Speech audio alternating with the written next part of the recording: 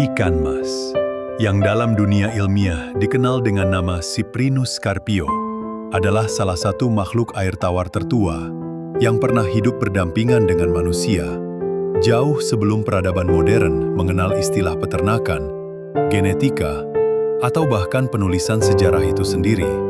Karena jejak keberadaan ikan mas dapat ditelusuri hingga jutaan tahun lalu, pada masa ketika bumi masih berada dalam fase perubahan iklim besar-besaran. Sungai-sungai purba mengalir liar tanpa bendungan, dan danau-danau luas terbentuk dari lelehan es zaman glasial. Nenek moyang ikan mas diperkirakan berasal dari wilayah Asia Tengah, khususnya daerah sekitar Sungai Amur, Sungai Kuning, Huanghe, dan cekungan Laut Kaspia, di mana kondisi air yang tenang namun kaya nutrisi menciptakan lingkungan ideal bagi spesies ini untuk berevolusi menjadi ikan yang tangguh, adaptif, dan luar biasa dalam bertahan hidup. Karena ikan mas memiliki kemampuan unik untuk menyesuaikan diri terhadap berbagai kondisi air, mulai dari suhu dingin hingga hangat, air keruh hingga jernih, serta kadar oksigen yang rendah sekalipun. Sebuah keunggulan evolusioner yang kelak menjadikannya salah satu ikan paling sukses menyebar ke seluruh dunia. Pada masa-masa awal tersebut, ikan mas hidup liar sepenuhnya, berkembang biak secara alami di sungai dan rawa, memakan tumbuhan air, plankton, serangga kecil, dan sisa-sisa organik di dasar perairan. Berperan penting dalam menjaga keseimbangan ekosistem air tawar, tanpa sedikit pun mengetahui bahwa suatu hari ia akan menjadi simbol kemakmuran, sumber pangan utama, dan bahkan objek seni serta spiritual bagi manusia. Hubungan antara manusia dan ikan mas mulai terjalin ketika peradaban kuno di Tiongkok mulai berkembang, sekitar 4.000 tahun yang lalu. Saat masyarakat agraris di lembah Sungai Kuning menyadari bahwa ikan ini tidak hanya mudah ditangkap, tetapi juga mampu bertahan hidup lama dalam kolam buatan. Sebuah penemuan sederhana namun revolusioner, yang secara tidak langsung menandai lahirnya praktik budidaya ikan paling awal dalam sejarah umat manusia. Karena dari situlah manusia mulai memahami bahwa ikan mas dapat dipelihara, diberi makan, dan dipanen sesuai kebutuhan, menjadikannya cadangan protein yang sangat berharga, terutama saat musim kering atau gagal panen. Catatan sejarah Tiongkok kuno menyebutkan bahwa ikan mas bahkan mulai dipelihara oleh bangsawan dan keluarga kerajaan, bukan hanya sebagai sumber makanan, tetapi juga sebagai simbol keberuntungan, kesuburan, dan kesejahteraan. Sehingga perlahan-lahan, ikan mas tidak lagi sekedar makhluk air biasa, melainkan bagian dari budaya dan filosofi hidup masyarakat, di mana warna sisik, bentuk tubuh, dan perilakunya mulai diamati, dipilih, dan diseleksi secara tidak sadar oleh manusia, membuka jalan panjang menuju domestikasi yang akan mengubah ikan mas dari ikan liar sederhana menjadi ratusan varietas berbeda di masa depan. Namun, pada tahap awal sejarahnya ini, ikan mas masih sangat dekat dengan bentuk aslinya, bertubuh memanjang, bersisik besar berwarna keperakan atau keemasan kusam, berenang tenang namun kuat, seolah menjadi saksi bisu perjalanan awal manusia dalam memahami alam, belajar dari sungai, dan membangun peradaban dengan menjalin hubungan harmonis bersama makhluk hidup lain. Sebuah hubungan yang kelak akan berkembang jauh melampaui sekedar kebutuhan makan, dan menjadikan ikan mas salah satu spesies paling berpengaruh dalam sejarah perikanan dunia. Seiring berjalannya waktu dan semakin majunya peradaban manusia, ikan mas tidak lagi sekedar menjadi hasil tangkapan alam, melainkan perlahan berubah menjadi makhluk yang dibentuk oleh tangan manusia melalui proses domestikasi panjang yang berlangsung selama ribuan tahun, terutama di wilayah Tiongkok kuno, di mana para petani dan bangsawan mulai secara sadar memelihara ikan mas di kolam-kolam buatan yang terhubung dengan sistem irigasi sawah. Sebuah inovasi cerdas yang memungkinkan air dan nutrisi mengalir secara alami, sekaligus memberikan lingkungan ideal bagi ikan mas untuk tumbuh dan berkembang biak. Sehingga, dari generasi ke generasi, manusia mulai menyadari bahwa ikan dengan warna lebih cerah, tubuh lebih besar, dan sifat lebih jinak cenderung dipilih untuk dipelihara kembali, sementara yang lain dikonsumsi. Proses seleksi sederhana namun konsisten ini pada akhirnya memicu perubahan genetik perlahan yang membedakan ikan mas budidaya dari kerabat liarnya. Pada masa dinasti Tang dan Song, sekitar abad ke-7 hingga ke-13 Masehi, ikan mas telah mencapai posisi istimewa dalam masyarakat Tiongkok. Bukan hanya sebagai sumber pangan bergizi tinggi, tetapi juga sebagai simbol status sosial dan spiritual. Bahkan terdapat aturan kekaisaran yang melarang rakyat biasa memelihara ikan mas berwarna emas tertentu, karena warna tersebut dianggap suci dan melambangkan kekuasaan kaisar. Sebuah fakta menarik yang menunjukkan betapa dalamnya hubungan antara ikan mas dan struktur budaya manusia. Dari Tiongkok, ikan mas kemudian menyebar ke Korea dan Jepang melalui jalur perdagangan dan pertukaran budaya, di mana, di Jepang, ikan ini mengalami perkembangan estetika yang luar biasa hingga melahirkan koi, varietas ikan mas hias yang terkenal di seluruh dunia.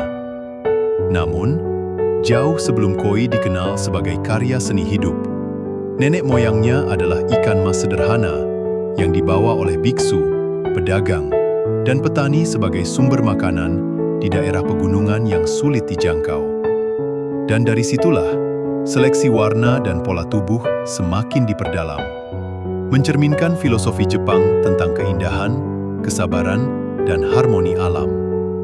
Sementara itu, jalur penyebaran ikan mas ke arah barat terjadi melalui jalur sutra. Ketika pedagang Persia dan Romawi mulai mengenal ikan ini sebagai ikan air tawar yang tahan perjalanan jauh dan mudah dipelihara dalam kolam-kolam istana serta biara. Sehingga pada abad pertengahan, ikan mas telah menjadi komoditas penting di Eropa, khususnya di wilayah Jerman, Prancis, dan Eropa Timur, di mana biara-biara Kristen memelihara ikan mas sebagai sumber protein utama selama masa puasa panjang.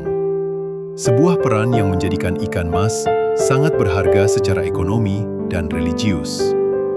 Di Eropa, ikan mas berkembang menjadi ikan konsumsi unggulan, dibudidayakan secara masif di kolam-kolam besar, dengan ukuran tubuh yang jauh lebih besar dibandingkan kerabat liarnya, membuktikan sekali lagi betapa adaptifnya spesies ini terhadap berbagai lingkungan dan sistem pemeliharaan, dari kolam istana hingga rawa-rawa buatan. Pada tahap sejarah ini, ikan mas telah sepenuhnya menjadi bagian dari peradaban manusia, lintas budaya, dan lintas benua. Hidup di antara ritual keagamaan, simbol kekuasaan, karya seni, dan kebutuhan pangan, menjadikannya bukan sekedar ikan, tetapi cermin bagaimana manusia belajar mengendalikan, memanfaatkan, dan sekaligus mengagumi alam. Sebuah perjalanan panjang yang masih akan berlanjut ke era modern, dengan segala konsekuensi ekologis, ekonomi, dan budaya yang menyertainya. Memasuki era modern, ketika dunia mulai terhubung melalui pelayaran samudra, kolonialisme, dan perdagangan internasional, ikan mas mengalami babak baru dalam sejarah panjangnya. Karena sifatnya yang mudah beradaptasi, cepat tumbuh, dan mampu hidup dalam berbagai kondisi air, menjadikannya pilihan ideal untuk dibawa ke wilayah-wilayah baru di luar habitat aslinya. Sehingga, sejak abad ke-16 hingga ke-19, ikan mas mulai diperkenalkan ke berbagai belahan dunia, termasuk Afrika, Amerika, dan Asia Tenggara, oleh para penjelajah, pedagang, serta pemerintah kolonial yang melihat potensi besar ikan ini sebagai sumber pangan murah dan berkelanjutan. Di Eropa, teknik budidaya ikan mas semakin maju dengan pengelolaan kolam terstruktur, sistem panen bertahap, dan pemilihan induk unggul. Sementara di Amerika Serikat, ikan mas diperkenalkan secara besar-besaran pada abad ke-19 sebagai solusi untuk ketahanan pangan. Bahkan, pemerintah setempat pernah secara aktif menyebarkan benih ikan mas ke sungai dan danau umum, dengan harapan dapat menyediakan protein bagi masyarakat luas. Sebuah kebijakan yang pada masanya dianggap visioner, namun di kemudian hari menimbulkan dampak ekologis yang kompleks, karena ikan mas berkembang sangat pesat dan mengganggu keseimbangan ekosistem lokal. Di Asia Tenggara, termasuk wilayah Nusantara yang kelak dikenal sebagai Indonesia, ikan mas diperkirakan mulai masuk melalui jalur perdagangan dan kolonial Belanda, terutama pada abad ke-19, ketika pemerintah Hindia Belanda memperkenalkan berbagai spesies ikan air tawar untuk mendukung kebutuhan pangan masyarakat dan perkebunan. Dan ikan mas dengan cepat diterima oleh masyarakat lokal karena kemudahannya dipelihara di kolam tanah, sawah, dan perairan tenang, serta rasanya yang lezat dan bergizi tinggi. Dalam waktu relatif singkat, ikan mas menjadi bagian dari budaya perikanan tradisional Nusantara, dipelihara oleh petani di kolam belakang rumah, sawah tergenang, dan empang desa. Bahkan berkembang berbagai strain lokal, hasil adaptasi lingkungan tropis yang berbeda dengan nenek moyangnya di Asia beriklim sedang. Menunjukkan sekali lagi fleksibilitas biologis ikan mas yang luar biasa. Seiring berkembangnya ilmu pengetahuan dan teknologi perikanan pada abad ke-20, ikan mas menjadi objek penelitian genetika, nutrisi, dan manajemen budidaya, menghasilkan teknik pembenihan buatan, pakan formulasi, serta sistem pemeliharaan intensif yang mampu meningkatkan produksi secara drastis, menjadikan ikan mas salah satu komoditas perikanan air tawar terpenting di dunia, termasuk di Indonesia, di mana ikan ini tidak hanya berperan sebagai sumber pangan, tetapi juga sebagai ikan hias, ikan lomba, dan ikan pemancingan yang memiliki nilai ekonomi dan rekreasi tinggi. Pada titik ini, sejarah ikan mas tidak lagi hanya tentang masa lalu purba atau simbol budaya kuno, melainkan tentang bagaimana manusia modern menghadapi dilema antara eksploitasi dan konservasi, antara kebutuhan pangan dan keseimbangan ekosistem.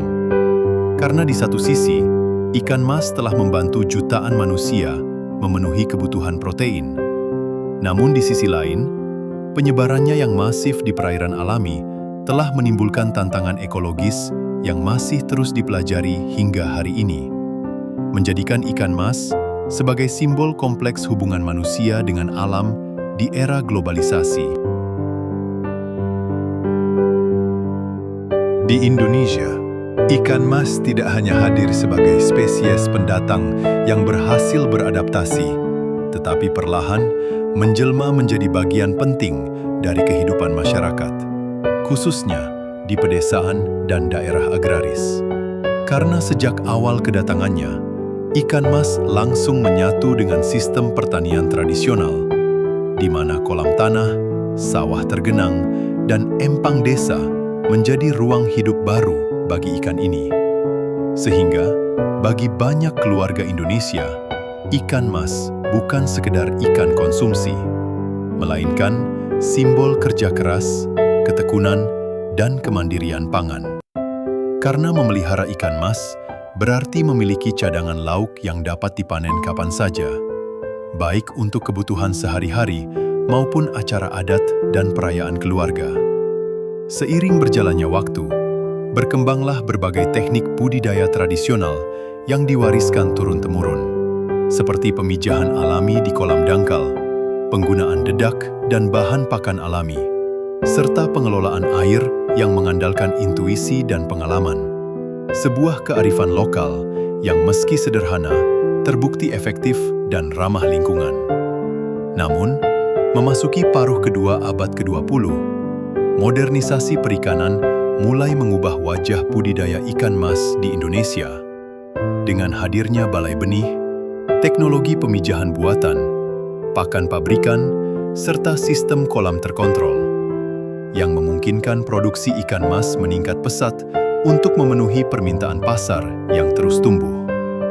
Di sisi lain, Ikan mas juga berkembang sebagai ikan hias dan ikan lomba. Dengan munculnya strain-strain unggulan seperti ikan mas Majalaya, Sinyonya, Punten, dan berbagai hasil persilangan lokal yang memiliki kecepatan tumbuh, ketahanan penyakit, dan performa tarikan yang kuat. Sehingga, dunia pemancingan air tawar di Indonesia menjadikan ikan mas sebagai salah satu target utama. Karena karakter ikan mas yang cerdas, waspada, namun agresif saat makan, menciptakan sensasi tersendiri bagi para pemancing. Dari kolam harian hingga lomba galatama, menjadikan ikan ini bukan hanya objek ekonomi, tetapi juga sumber hiburan, adrenalin, dan bahkan identitas komunitas. Lebih jauh lagi, ikan mas masuk ke dalam budaya populer dan kuliner Indonesia. Hadir dalam berbagai hidangan khas seperti pepes ikan mas, pindang, arsik Batak, hingga ikan mas goreng sambal, yang masing-masing mencerminkan kekayaan budaya daerah dan cara manusia memaknai hasil alam. Sementara dalam konteks sosial, ikan mas seringkali menjadi simbol keberuntungan dan rezeki. Dipelihara di kolam rumah sebagai harapan akan kemakmuran. Sebuah makna simbolik yang secara tidak langsung menghubungkan masyarakat Indonesia dengan tradisi kuno Asia tentang ikan mas sebagai lambang keberhasilan. Pada tahap sejarah ini, ikan mas di Indonesia telah melampaui perannya sebagai spesies introduksi. Ia telah berakar dalam kehidupan sehari-hari, membentuk ekosistem ekonomi kecil, mempererat hubungan sosial, dan menjadi bagian dari cerita hidup jutaan orang. Sekaligus menghadirkan tantangan baru terkait keberlanjutan, kualitas lingkungan, dan keseimbangan antara produksi massal dan pelestarian alam, yang akan menjadi fokus penting dalam babak berikutnya dari perjalanan panjang ikan mas. Memasuki abad ke-21, ketika kesadaran manusia terhadap lingkungan semakin meningkat, ikan mas berada di persimpangan sejarah yang kompleks dan penuh paradoks. Karena di satu sisi, ia adalah salah satu spesies ikan air tawar paling berjasa dalam memenuhi kebutuhan pangan manusia, menopang ekonomi jutaan petani, pembudidaya, dan pelaku usaha perikanan, serta menjadi bagian tak terpisahkan dari budaya, tradisi, dan rekreasi. Namun di sisi lain, penyebaran ikan mas yang begitu luas dan agresif telah menimbulkan berbagai kontroversi ekologis, terutama di perairan alami. Tempat ikan ini dianggap sebagai spesies invasif karena kebiasaannya mengaduk dasar perairan saat mencari makan dapat meningkatkan kekeruhan air, merusak tanaman air, dan mengganggu habitat ikan lokal. Sebuah dampak yang telah diamati di banyak negara dan memicu perdebatan panjang antara kepentingan ekonomi dan kelestarian ekosistem.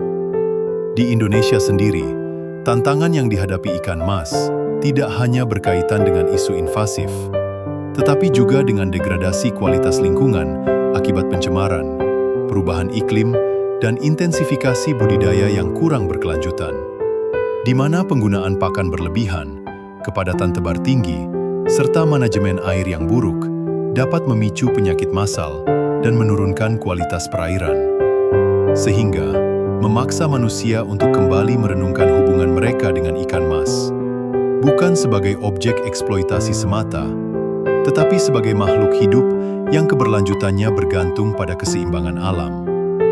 Di tengah tantangan tersebut, ilmu pengetahuan menawarkan harapan melalui pengembangan strain ikan mas yang lebih tahan penyakit, efisien dalam penggunaan pakan, dan ramah lingkungan, serta penerapan sistem budidaya berkelanjutan seperti bioflok, resirkulasi air, dan integrasi dengan pertanian, yang bertujuan mengurangi dampak negatif sekaligus meningkatkan produktivitas. Menunjukkan bahwa masa depan ikan mas tidak harus bertentangan dengan pelestarian alam. Lebih jauh lagi, ikan mas tetap mempertahankan posisinya dalam dunia pemancingan dan budaya populer, menjadi simbol perjuangan, kesabaran, dan keberhasilan.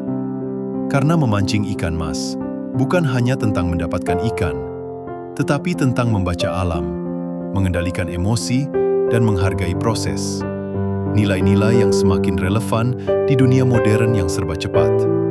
Pada akhirnya, sejarah panjang ikan mas adalah cermin perjalanan manusia itu sendiri. Dari kehidupan purba yang bergantung pada alam, menuju peradaban yang mampu mengendalikan dan membentuk spesies lain, hingga kesadaran modern bahwa kekuasaan tersebut membawa tanggung jawab besar, dan bahwa masa depan ikan mas, seperti halnya masa depan manusia, akan sangat ditentukan oleh kemampuan kita untuk belajar dari masa lalu, menghormati alam, dan menciptakan keseimbangan antara kebutuhan dan keberlanjutan. Sebuah kisah panjang yang belum benar-benar berakhir, karena selama sungai masih mengalir, kolam masih terisi air, dan manusia masih mencari makna dalam hubungannya dengan alam. Ikan mas akan terus berenang bersama sejarah umat manusia.